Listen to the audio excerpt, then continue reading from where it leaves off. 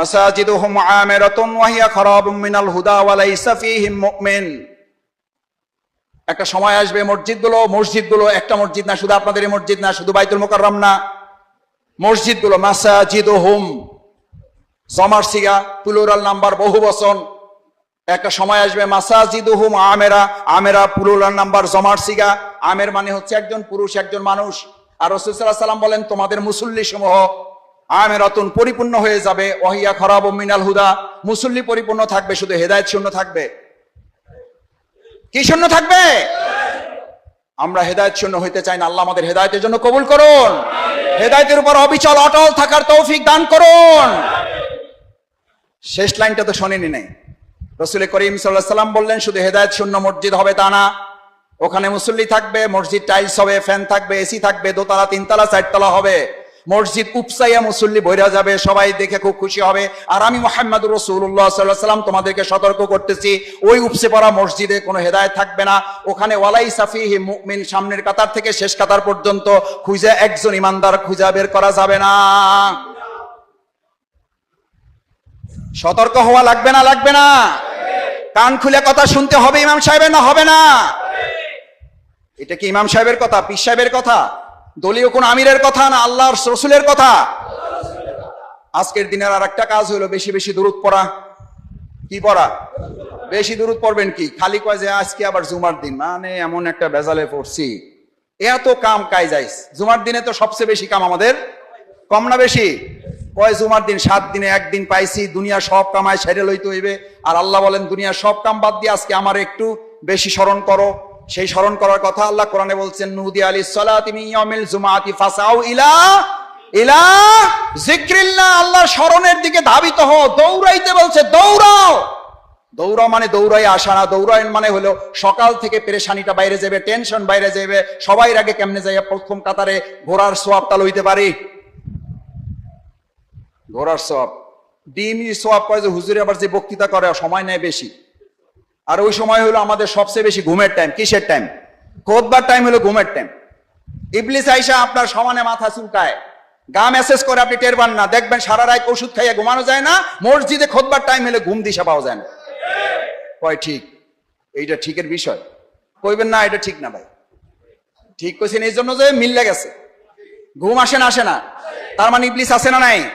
শয়তান আছে না নাই? আমাদের গোমরা করার দায়িত্ব তার আছে না নাই? এই শয়তানকে চ্যালেঞ্জ করার দায়িত্ব আমাদের আছে না নাই? এই চ্যালেঞ্জ করার দায়িত্ব এখান থেকে যদি মুসল্লি নিয়ে না বাইরে হইতে পারে, সেই মুসল্লির জন্যই আল্লাহ কোরআনে বলছেন, আর আইতাল্লাযী ইউকাযযিবু বিদ্দিন ফাযালিকাল্লাযী ইয়াদউল ইয়াতীম। এরপর কি? আলা ইয়াহুদ্দু আলা তাআমিল মিসকিন ফাওয়াইলুল লিল মুসাল্লিন। ধ্বংস বেনামাজিদের জন্য, ধ্বংস বেনামাজিদের জন্য। আল্লাহ বলছেন ধ্বংস নামাজিদের জন্য। ওই নামাজি যারা নামাজ থেকে শিক্ষা গ্রহণ করে না, নামাজ লোক দেখানোর জন্য করে, না পড়লে মানুষ কি কইবে? বউ কইবে তুই তো নামাজ, জুমার নামাজটাও ছাড়ছ, আহারে কপাল পড়ছে তোমার। বউর ভয়ে আসে নামাজ পড়তে। এলাকাবাসী দেখবে নামাজের সময় নাই, এই জন্য 5 ওয়াক্ত নামাজে খুঁজে পাওয়া যায় না। জুমার নামাজে প্রথম কাতারে আইসা জোর করে ঢোকে, সব কাতার ভাঙ্গে তারপরে আইসা বসে, কয় যে হুজুর আইসি আমি। আছে না নাই? ফাওয়াইলুল লিল মুসাল্লিন আল্লাযীনা হুম আন সালাতিহিম সাহুন। ও আল্লাহর জন্য নামাজ পড়তে আসে নাই, ও আসছে লোক দেখানোর জন্য। এই লোক দেখানোর জন্য নামাজি মসজিদে এলাকায় এখন বাড়ছে না কমছে? বাড়তেছে। এরা শিকারি, এরা ডিক্লারি করছে যে নির্বাচন পর্যন্ত ফজর নামাজ মসজিদে আমরা নাকি এখন পড়া লাগবে। ভাইয়েরা যে বলে থাকেন আমি আল্লাহর হস্তে বলছি, রাজনীতির জন্য কথা বলছি না, ইমানদারদের জন্য কি নির্বাচন পর্যন্ত নামাজ ফরজ না? নির্বাচনের পর তো নামাজ লাগবে না? তাহলে আমাদের রাসূল করিম সাল্লাল্লাহু আলাইহি ওয়াসাল্লাম বলছেন আমার উপরে দরুদ পড়ো, আল্লাহ তোমাদের উপরে প্রশান্তি বর্ষণ করবে। সুবহানাল্লাহ। পারবা যাবে ইনশাআল্লাহ? ইনশাআল্লাহ দরুদ পড়া, তাহলে পবিত্র হওয়া, সবচেয়ে ভালো কাপড়টা পরা, সুগন্ধি ব্যবহার করবেন। সুগন্ধি ব্যবহার করবেন এই জন্য আপনার নাম দেওয়া হয়েছে হাদিসে আতরওয়ালা। কি ওয়ালা? আপনি আতরওয়ালা। রাসূল সাল্লাল্লাহু আলাইহি ওয়াসাল্লাম আরেকজনের নাম দিয়েছেন কামারওয়ালা। কামার হাপরওয়ালা। হাপরওয়ালা বুঝেন? কি বানায়? দাও কাশি বানায়। বলছে রাসূল সাল্লাল্লাহু আলাইহি ওয়াসাল্লাম বললেন দুইটা উদাহরণ, যদি তোমাদের মধ্যে কেউ আতরের দোকান দিয়ে বসে থাকে, ওখানে গিয়া যদি এমনি বসে থাকে, আতর নাও কেনার যোগ্যতা থাকে, টাকা নাই পয়সা নাই কিচ্ছু নাই, এমনিও খালি বসে আছে, সন্ধ্যার পর যদি ওই আতরের দোকান থেকে ওই আতরওয়ালার কাছ থেকে বাইরে গ্রান কি দুর্গ্রান না সুগ্রান, আতরওয়ালার সাথে মিশতে বলেছেন রাসূল সাল্লাল্লাহু আলাইহি ওয়াসাল্লাম, যেটা কোরআনের নির্দেশ, কুনু মা আস-সাদিকিন। ভালো মানুষের সাথে থাকো, আল্লাহ হাসরটা ভালো মানুষের সাথে করবেন। সুবহানাল্লাহ।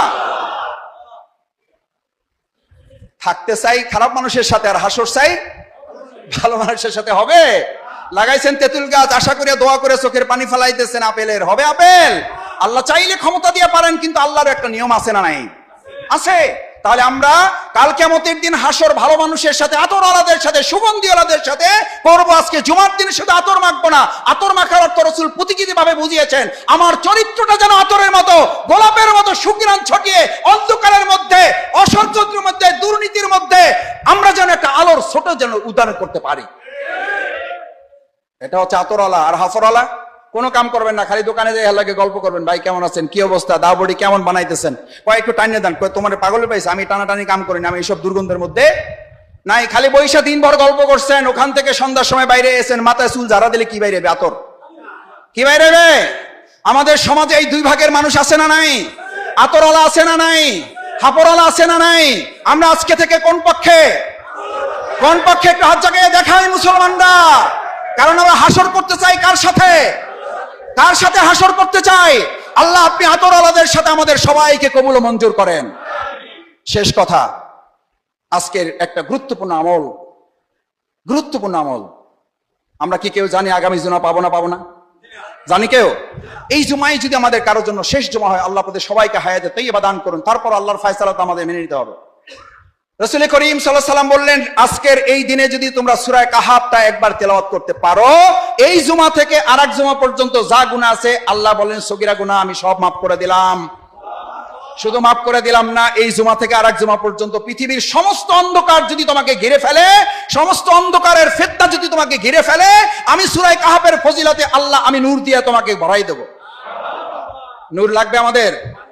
দুনিয়ার অন্ধকার থেকে মুক্তি পাবেন না যদি কে আমাদেরকে আলো না দেয়। আল্লাহ তাআলা বলেন, যদি একেবারে না পারো, সময়ের ব্যস্ততা থাকে, বেশি ব্যস্ত তুমি, আচ্ছা বুঝলাম, আমি তোমার প্রতি একটু সহজ করে দিলাম। আচ্ছা পুরা সূরা কাহাফ পড়তে পারবে না, 110 আয়াত তো পুরাটা পারবে না, বুঝছি ঝামেলা আছে একটু, আচ্ছা সহজ করে দিলাম। ইসলাম এত সহজ করছে, এরপরও কয় ইসলাম কঠিন, বুঝি না ভাই। সব বোঝে, করাকান্তি কিন্তু বুঝে, খালি কি বোঝে না? সব ইংরেজি বাংলা উর্দু ফার্সি পড়তে পারে, কয় কোরআনটা ভাই মাথায় ঢোকে না। কপাল পড়ছে তোমার। অথচ আল্লাহ কোরআনে বললেন, ওয়ালাকাদ ইয়াসসারনাল কুরআনা ফাহাল জিল যিকরি মিন মুদ্দাক্কির। আমি কোরআন কি করছি, সহজ না কঠিন? আল্লাহ বলছেন কোরআন সহজ করছি, আর আমি বলতেছি কোরআন আমার কাছে কি লাগে। এ ভাই কপাল আছে না গেছে? আছে না গেছে? কোরআন শিখবো আজকে সবাই ইনশাআল্লাহ।